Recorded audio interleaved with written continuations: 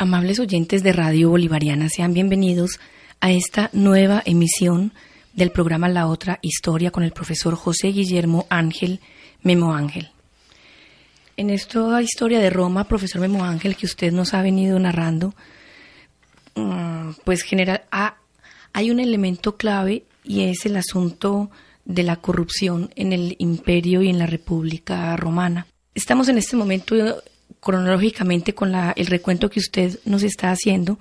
Estamos ya en este momento en la época del Imperio Romano, ya estamos unos añitos después del nacimiento de Jesús, y viene hoy la historia de unos emperadores que lograron de alguna manera atajar un poquito esa característica de corrupción que tenía tan azotado al Imperio Romano en estos últimos años que usted nos ha estado narrando. Son 3 emperadores llamados Adriano, Antonino y Marco Aurelio, 2 de ellos españoles, el otro francés. Qué bueno, entonces será que usted nos cuente un poquito la historia y el desempeño que estos emperadores tuvieron en el Imperio Romano. A ver, cuando nosotros hablamos de Trajano, de Adriano, de Marco Aurelio, son emperadores nacidos en España, pero no por ello españoles. O sea, a uno no lo hace el lugar donde nace, lo hace la familia con la que vive. Y ahí hay una cosa pues que es muy interesante, que todos estamos de alguna forma más ligados a la cultura de la casa que al lugar donde nacemos. Y eso hace que pues hayan nacido en España, pero que no tengan comportamiento español. Ellos son romanos. Cuando se habla de Adriano, la misma Margarita Yourcenar hizo una novela biográfica de Adriano. Estamos hablando del emperador más grande en toda la historia de la antigüedad. Esa es la característica de Adriano, y lo hace un personaje muy interesante para estudiar, a pesar de que era muy contradictorio, tremendamente contradictorio. Él decía una cosa en unos lugares, pero al pueblo le decía otra. Es más, nadie sabe ni siquiera en qué creía Adriano. Algunos llegan a la conclusión de pues que creía en el sol porque hacía horóscopos, y el horóscopo, el sol es muy importante porque va marcando los hechos en la vida futura de la persona. Esa es la creencia y era lo que se venía trayendo desde Sumeria como algo importante para los gobernantes, hacer un buen horóscopo y que él mismo lo hiciera, que él mismo lo entendiera. ¿Él mismo se lo hacía? Que no, sí, claro, para no quedar o no ser engañado por los arúspices, por otros, sino que él mismo lo hacía y lo estudiaba a ver si le iba a resultar lo que estaba haciendo. O sea, se preparaba para que le sucedieran las cosas. ¿Qué son realmente arúspices? Los adivinos, un montón de gente que ha vivido eso engañando a mucha gente, y que en el caso de Adriano pues él mismo estudia su propia carta astral para ver cómo está. Realmente eso nunca ha funcionado, pero sí permite que uno se prepare para hacer cosas, y eso es más o menos lo que hacía Adriano. A ver, Adriano va a llegar al poder más por una mujer, como sucede tanto en el mundo romano, que porque haya sido nombrado por Trajano. De hecho, Adriano era el amante de la mujer de Trajano. Y es muy, muy interesante porque la mujer es la que le va a enseñar a Adriano, o le va a contar a Adriano sobre los logros de Trajano y las intimidades de Trajano. Pero Adriano va a empezar, como se decía al principio, a controlar mucho más la corrupción en Roma. Y lo primero que hace es comenzar a reducir el imperio, En la medida en que se mueve el imperio, en que se amplía el imperio, la corrupción es mucho mayor. Los generales que tienen Persia, que tienen Antioquía, reciben una serie de dietas, de platas extras por las acciones que ellos acometen, pero estos generales están creando batallas que no son, exterminando pueblos pacíficos, diciendo que son tremendamente peligrosos. O sea, todo eso que hoy en día arma tanto escándalo en la prensa era muy común en el Imperio Romano a la medida en que avanzaba. Entonces lo que hace Adriano es, bueno, vamos a parar de ampliar el imperio.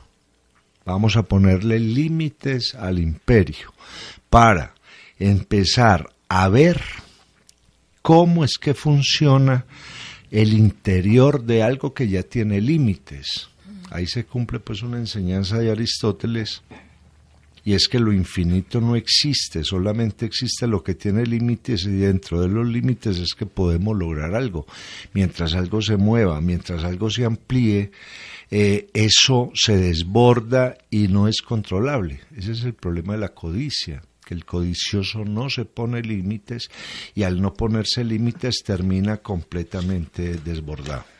Entonces lo que hace Adriano es detener el imperio. Mucha gente protesta, estos generales protestan, a 4 de ellos los asesinan, se corre la bola de que los mandó a asesinar Adriano para controlar eso, le regala un montón de millones de sestercios, dicen que 1.000 millones de sestercios al pueblo, para que se tranquilice, lo exime de pagar impuestos viejos, hace una amnistía fiscal para él ganarse la aprobación del pueblo y que no lo sigan acusando de la muerte de estos hombres. Pero con todos esos triquiñuelas que se manejan en el mundo romano, Adriano entiende muy bien el elemento límite, o sea, establecer unos límites claros para poder gobernar bien dentro de esos límites. Adriano tiene una educación muy particular. A ver, Adriano es matemático, músico, sabe de medicina, de filosofía, de literatura, de escultura y geometría. ¿Qué quiere decir eso? Si yo sé de medicina, sé que el cuerpo tiene un límite y que el cuerpo funciona con los elementos que hay dentro de ese límite. O sea, un cuerpo no es la figura, un cuerpo es lo que contiene adentro, un corazón, un hígado, un estómago, unos pulmones, una faringe, etcétera, etcétera. Y eso es lo que hay que empezar a controlar. Hay que empezar a controlar cómo funciona el hígado, cómo funcionan las venas, cómo funcionan los riñones, los pulmones, para que ese cuerpo funcione. Para cuando llega Adriano al poder, el cuerpo simplemente se está hinchando. Ese es el imperio, se está hinchando. Y lo que busca es deshincharlo para comenzar a funcionar dentro de esos límites. Ahora, era un geómetra. El geómetra también sabe que los cuerpos existen siempre y cuando tenga límite. Si un triángulo empieza a crecer desmesuradamente, se convierte en otra cosa. Entonces él hace una figura geométrica. Ese es el imperio. Esto es una enseñanza muy grande y es lo que seduce a Marguerite Yourcenar cuando escribe las memorias de Adriano. Y es que es un hombre que trabaja dentro de lo que no se desborda y se controla, que es muy interesante. Incluso Adriano, a pesar de que no creía en los dioses, hablaba mal de los dioses, imponía el respeto absoluto a la religión, porque la religión romana, como habíamos hablado, llevaba a que toda esa serie de rituales, toda esa serie de invocaciones tuvieran al romano consciente de quién era él. O sea, él mismo se ponía los límites a través de la religión. él no era un bárbaro, él no era alguien que estaba inventándose cosas nuevas, no, hay una religión y a través de esa religión el romano se vuelve de nuevo romano. Es una cosa muy, muy, muy interesante. Como límite a, o sea, es autorreconocerse en sus creencias, en sus orígenes, en sus rituales y en el manejo del mundo a través de todos esos dioses que ellos tenían. Entonces ahí hay una cosa pues que va a ser muy importante en Adriano. Adriano, a pesar de que es muy enamorado, tremendamente enamorado, y le gusta de todo, es estoico. Ahí hay una primera contradicción en Adriano, que lo hace un personaje para un análisis muy particular, porque siendo estoico no se regula, controla. O sea, no sí se controla, pero admite todos los placeres. Entonces ahí viene un primer elemento que se analiza en él. De hecho, cuando llega al poder y él canta, hace versos, el pueblo de Roma va a creer que es un nuevo Nerón, que es un Nerón nuevo, pero lo que hacía Adriano era que buscaba en la poesía, en el canto y en la pintura darse unas opciones para poder pensar. O sea, buscar una espacialidad donde él no se desbordara por los asuntos del Estado. Entonces tenía ocio, que es una cosa que hemos perdido hoy en día. Entonces hay gente que trabaja y trabaja y trabaja, pero no tiene ocio, no tiene otra ocupación para descansar, relajarse y después volver a pensar, que eso es algo que se nos ha olvidado. Hoy en día estamos llenos de gente desbordada por el trabajo, que al carecer de ocio no revisan lo que están haciendo y obviamente piensan mal. Entonces aquí aparece una cosa muy interesante que es el ocio creativo, que va a aparecer o se va a dar en ese mundo de Adriano. Además a Adriano le gustaban mucho los perros y los caballos, que también es muy interesante porque los caballos son los verdaderos amigos del hombre, no el perro. El perro siempre ha sido un interesado, pero el perro se mantiene al lado del hombre. Entonces el caballo me salva, el caballo avisa si estoy mal, con un caballo hace muchas cosas. Y va a ser un hombre que se dedica muy bien a mirar animales, en especial el perro y el caballo, cómo se comportan, qué hacen, etcétera, etcétera. Con el mundo de la administración, Adriano va a ser un gran burócrata, pero entendiendo la burocracia no como detener procesos, sino como agilizar procesos. Y es el primero que establece una división de oficios en el Estado, tremendamente organizada, para el poder viajar. O sea, Adriano lo que hace es dejar un Estado funcionando como un reloj al que se le puede dar cuerda desde cualquier parte del imperio. Porque Adriano, la gente decía o creía que se iba y no volvería, que lo matarían o alguna cosa, pero Adriano se recorrió todo el imperio revisando cómo estaba. O sea, en el mundo español aparecen los visitadores y los corregidores. El visitador que mira algo para ver el estado en el que está y el corregidor que viene y arregla ese mundo que se ha visitado si presenta problemas. Pedro Adriano era visitador y corregidor al mismo tiempo. Ah, wow. Hay incluso muchas anécdotas que hablan de Adriano, dicen, asumía cualquier tarea. O sea, llegaba a tal parte, hombre, que esto no funciona así, entonces él se ponía al mando de eso. ¿Cómo que no funciona? Esto funciona así, usted hace esto. Incluso llega a reemplazar militares para hacer campañas de guerra, donde es muy exitoso. Todo este retrato está en las memorias de Adriano de Marguerite Yourcenar. No, pues hay mucha gente. Marguerite Yourcenar se interesa mucho más por la parte, digamos, más emocional de Adriano y por el manejo del poder. Pero hay mucha gente, por ejemplo, Isaac Asimov, un italiano que se ha preocupado mucho por estudiar a Roma, que se llama Indro Montanelli, Gibson.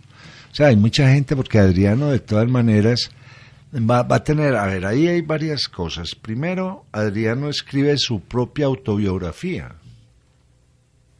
que va a ser muy, muy importante. Ya Julio César había intentado algo por el estilo, pero Adriano, por el temor que tiene de quienes escriben la historia, prácticamente va a dar razón él mismo de la historia.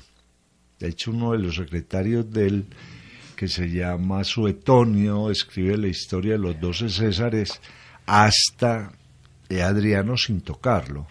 Pero él sabe que ahí hay intereses, que quien escribe las biografías daña o exalta de acuerdo a la subjetividad que él tenga y a los intereses que se muevan por fuera. Entonces Adriano se va a preocupar por eso, por ejemplo. En ese sentido es muy interesante. Ahora, Adriano también resuelve los conflictos de manera muy, muy tajante. Es el primero que hace un muro. Es el muro de Adriano en Inglaterra, para dejar a los escoceses, o a lo que se llamaban los pictos, en la parte norte de Inglaterra, y después del muro seguía Roma en Inglaterra. Wow. Es el primero que crea un muro. O sea, si hay tanto problema con esta gente, pues montemos un muro y ya de ahí no pasa nadie, y estamos vigilando que no pasen el muro. Ahora que armamos tantas despelotes con los muros, pues simplemente Adriano fue el de la idea. Ya se habían hecho otros muros en el Danubio, en el Rin, pero el más fuerte de esos muros es el muro de Adriano en Inglaterra. Algo muy interesante en el mundo de Adriano, además pues de los puntos que hemos venido enumerando, es que establece de cierta forma que Roma debe funcionar a partir de logros administrativos. Por eso también va a ser un gran constructor. Pero lo que más le va a interesar es que la administración sea rentable. De hecho, Adriano deja prácticamente a Roma, cuando muere, la deja en un estado de rentabilidad muy alto, que luego Antonino va a llevar a su máximo momento. O sea, la vuelve una potencia económica, ya no es una potencia militar, porque tiene controladas las fronteras, sino una potencia económica. Hay algo que siempre pues va, y eso es lo que más seduce a Marguerite Yourcenar. A ver, Adriano es un hombre que no le gustan los grandes banquetes, que no se mete en fiestas desmesuradas. Es un hombre al que le gusta la buena compañía y en especial gente que sepa conversar. Y eso ya marca un personaje que se ilustra cada vez que se reúne con alguien. Incluso Adriano dudaba mucho del que le daba siempre la razón. Es imposible que yo tenga siempre la razón, por poderoso que yo sea. Y mejor se metía en el debate y admitía la crítica, porque a través de la crítica él obtenía estados de realidad. Toda crítica es saber lo que está pasando. Negarse a la crítica es negarse a lo que está sucediendo. Eso digamos que es el primer emperador que no lo desborda el poder y que no se vuelve ni un dios ni deja crecer el ego. A ver, Adriano hizo muchos cambios, entre ellos fue el primer emperador con barba, pues. Obviamente puso la barba para taparse unas manchas azules que tenía en la cara, pero de todas maneras rompe un modelo muy, muy importante. También dentro de esa administración de Adriano se empezaron a simplificar las leyes. O sea, volvamos las leyes lo más simple posible, para que no en los debates y en el manejo de la justicia no se metan por donde no es. La ley es esta. Y a partir de la ley va a, digamos que a ver a Roma realmente dentro de lo que debe juzgar Roma, dentro de lo que debe proteger Roma, pero las leyes tienen que ser simples. No dejó que aparecieran más leyes, sino reduzcamos las que hay y llevémoslas a su justo sentido para poder aplicar la ley con justicia. También hay que tener en cuenta que ellos no innovan, sino que copian lo mejor de lo anterior, de muchos gobernantes anteriores. Adriano se hacía acompañar más por técnicos que por soldados. Y parte de esa ley es lo que o de ese derecho, lo que hemos recibido hoy del derecho romano. Sí, en buena medida. Es que en la medida en que las leyes se van volviendo una maraña, se hacen imposibles de cumplir. Un país como los Estados Unidos tiene una de las constituciones más cortas del mundo para poder funcionar como imperio. Es que eso no es gratuito. Y lo que hace Adriano en buena medida es empezar a mirar lo de Vespasiano, copia a Tiberio acompañándose de técnicos a todas partes. O sea, yo vengo con un técnico, no vengo a sofocar o a reprimir, venimos a arreglar. Y por eso traigo mis técnicos. Usted se fija lo que está pasando en la economía, usted se fija en lo que está pasando en la construcción, usted se fija en lo que está pasando en la agricultura, en la ganadería, etcétera, etcétera, y eso hace que en el mundo de Adriano pues aparezca un montón de personas que lo exalten en la medida en que crean conocimiento. Qué bien. Entonces por eso pues va a tener algo pues que es muy interesante dentro de ese mundo. Él se reta mucho, se reta a hacer las propias cosas. Incluso pues hay un arquitecto famoso que se llama Apolodoro y Adriano lo manda a matar, porque Apolodoro se burla de él y le dice que no va a hacer tal obra. Entonces manda a matar a Apolodoro, pero él mismo diseña el templo de Venus en Roma. Dice, si Apolodoro no lo quiso hacer, yo lo hago. Y esa es digamos, la forma de funcionar que tiene Adriano, que es interesante porque de todas maneras,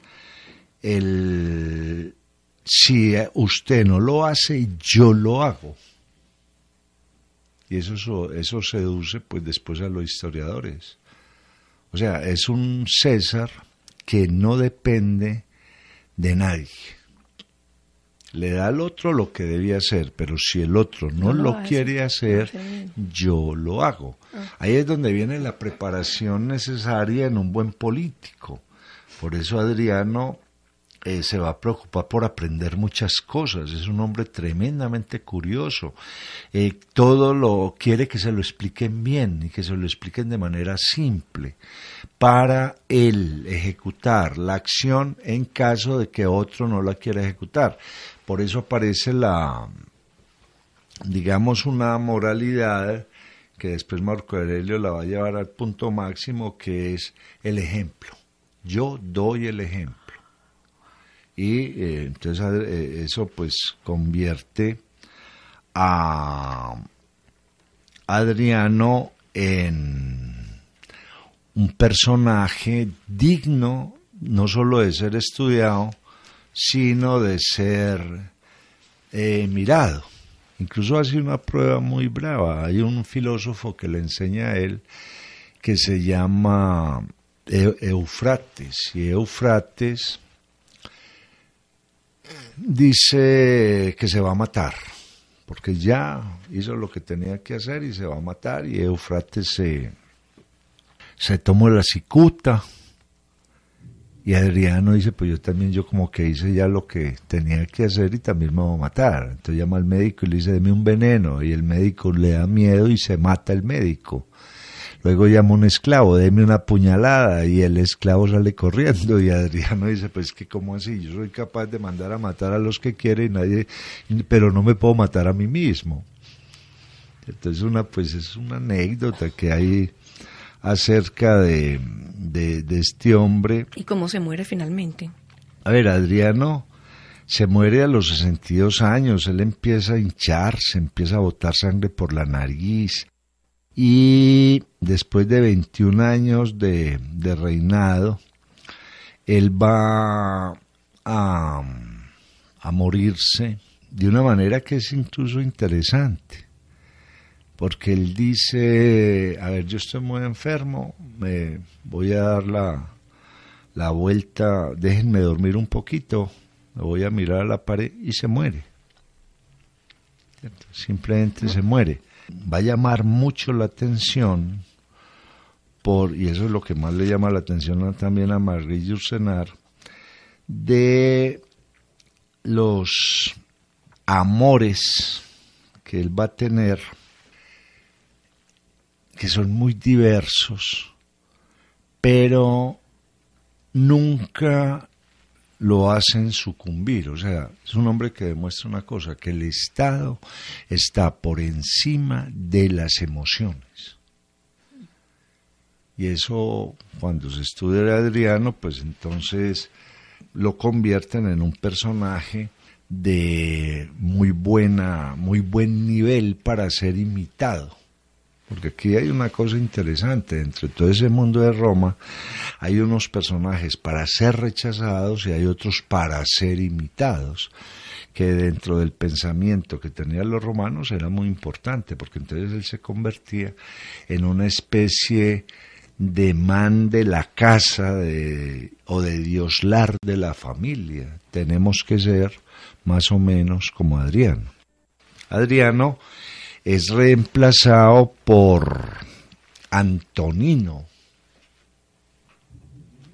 De hecho, Adriano pues lo escoge, él hace una escogencia y nombra a Antonino. Antonino es el hijo de unos banqueros franceses, que como ya hemos dicho, la banca existía en Roma, y aparece un César que nace en Francia, obviamente con la familia romanizada, entonces no va a ser francés, sino un romano más, al que después de muerto lo van a llamar el Pío, por el comportamiento tan noble que ha tenido.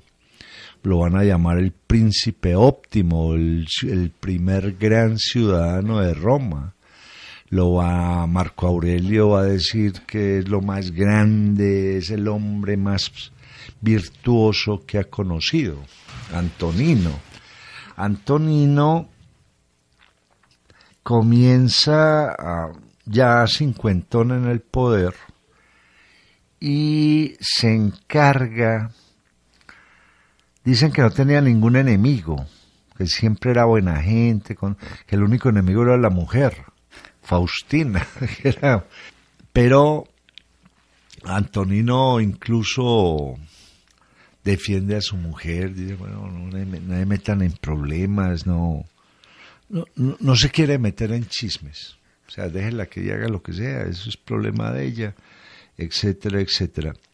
Es un hombre que es un abogado, pero no le gusta ni la retórica ni esas cosas, y lo único que sí establece es que la religión tiene que ser el sostén de Roma.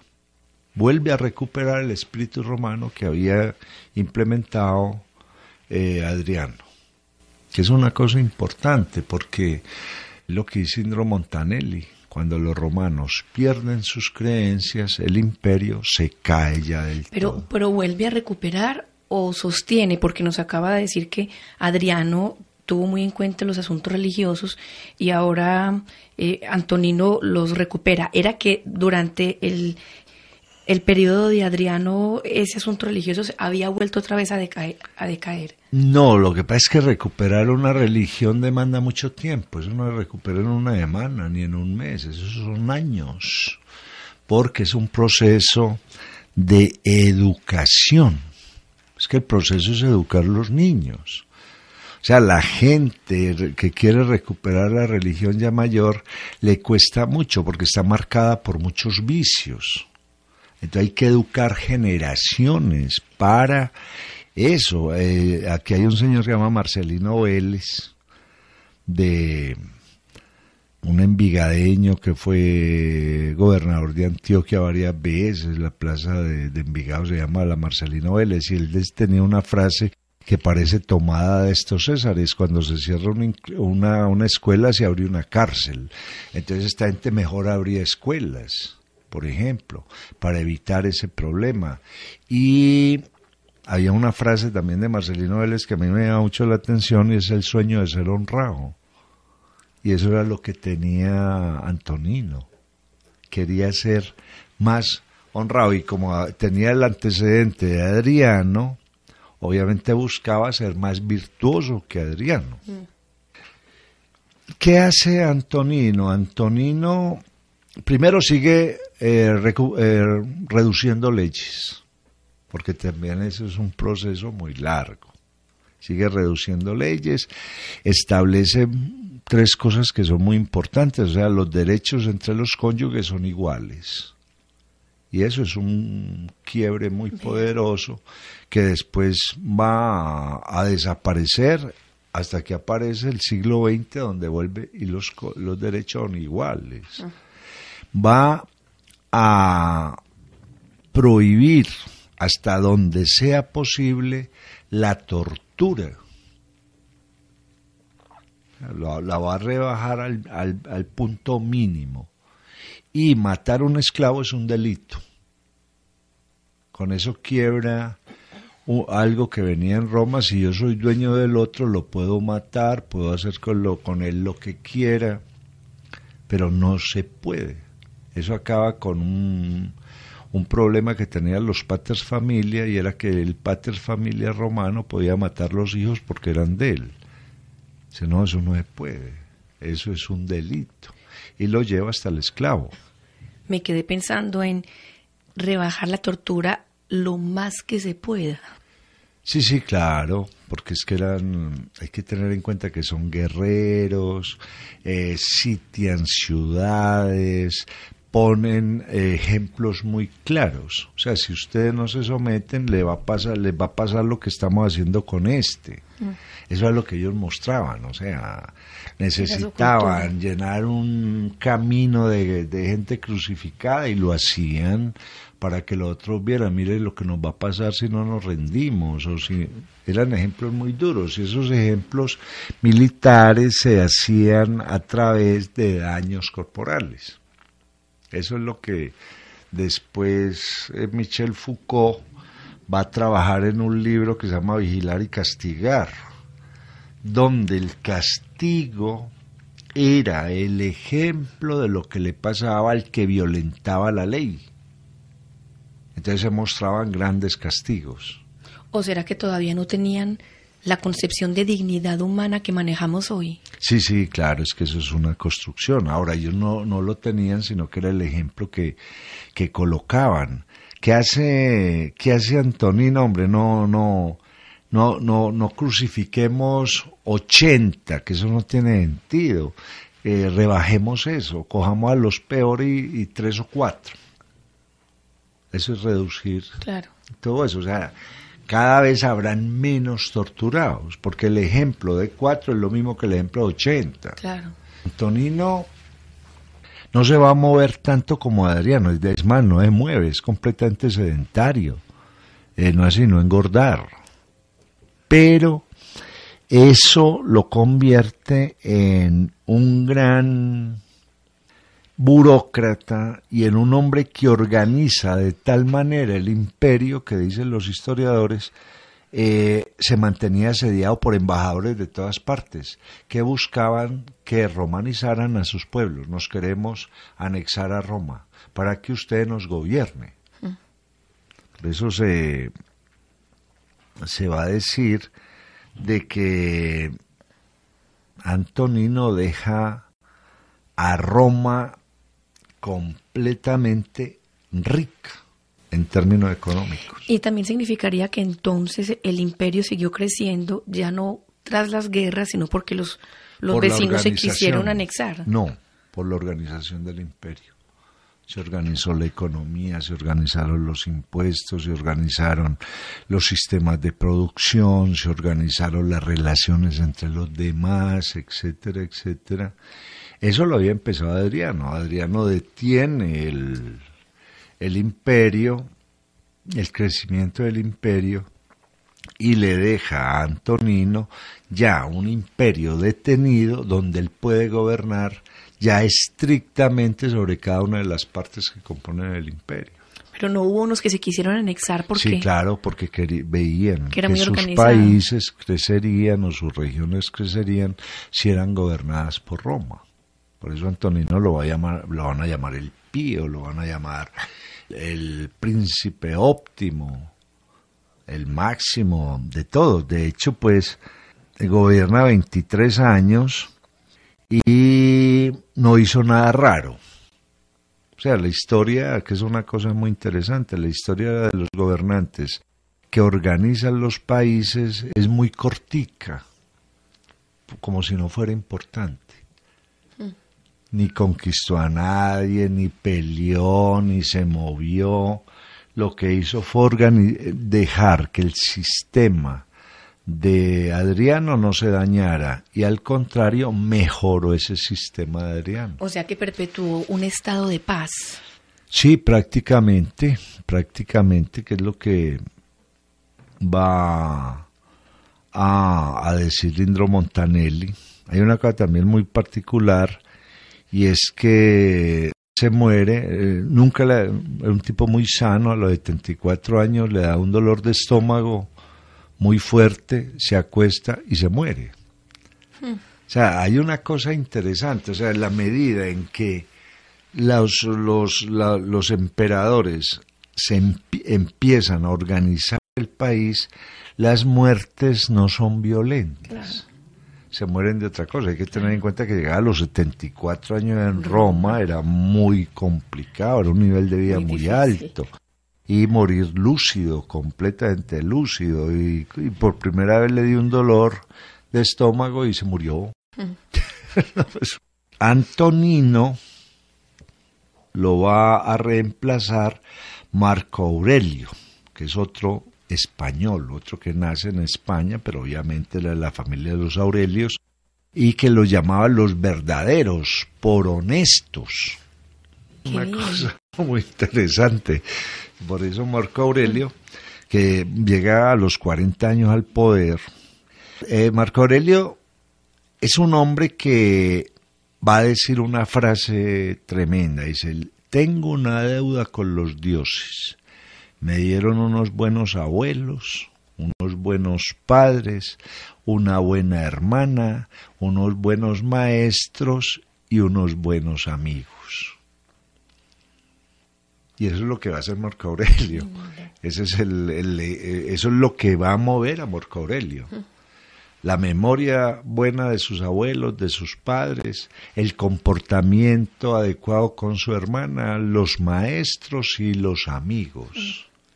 Por eso después Marco Aurelio va a escribir un libro que se llama Los Pensamientos, que lo escribe en griego, que se considera el máximo texto sobre moral de la antigüedad.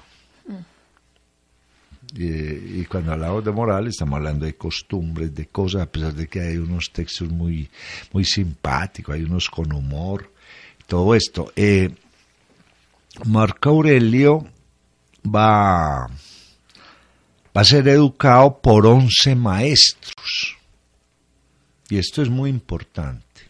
4 maestros de gramática, 6 de filosofía y uno de matemáticas, que es muy particular, porque eso le va a dar a Marco Aurelio el carácter de pensar correctamente porque le enseñan gramática, de pensar profundamente porque le enseñan filosofía y de pensar lógicamente porque le enseñan matemáticas.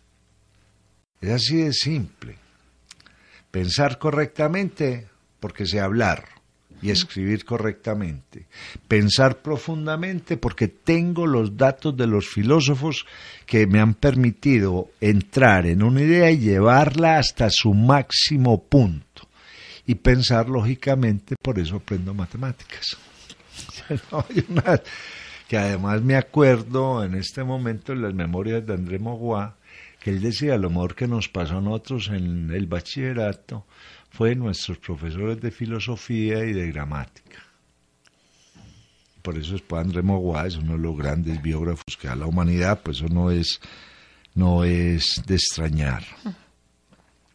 Cuando él llega al poder y cuando empieza con esto, los filósofos se ponen muy contentos porque se va a hacer realidad el sueño de Platón en el diálogo de la República.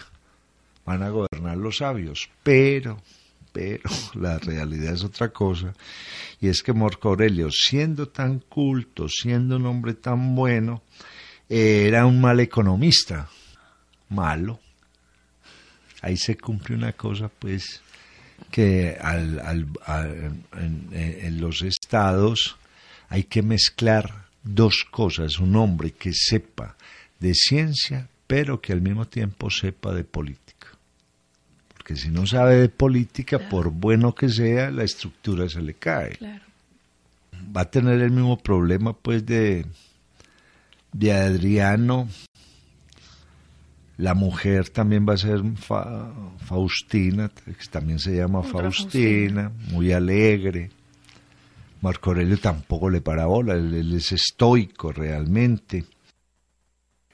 Plantea que la forma mejor de gobernar es la de la moral poniendo el ejemplo, que ya lo había planteado Adriano, pero como siempre pasa en Roma, lo admiran, pero no lo imitan. No, señor, es maravilloso la forma como se comporta, pero no lo imitan. Por estar tan dedicado a la filosofía, los bárbaros vuelven y atacan Roma, porque descuida la parte militar. Claro. Los persas, los de Antioquía. Va a haber una guerra muy fuerte,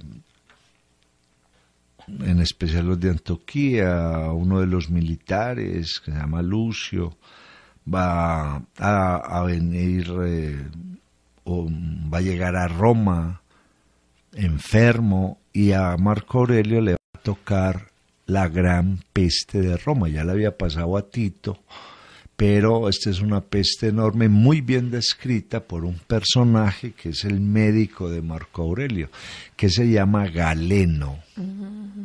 Claro, que hay una cosa interesante, y es como al lado de todos estos emperadores hay personas muy brillantes. Claro.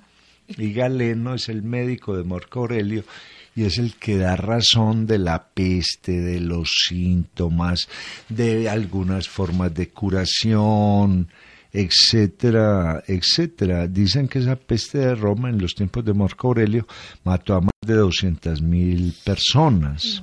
Fue una peste tan grande que la gente dejó de trabajar y los templos se llenaban de gente rezando, y entonces apareció algo que debilitó mucho a Roma, que fue la carestía, porque claro, no había gente trabajando, había gente asustada, la gente se estaba muriendo, y el poder lo sacude.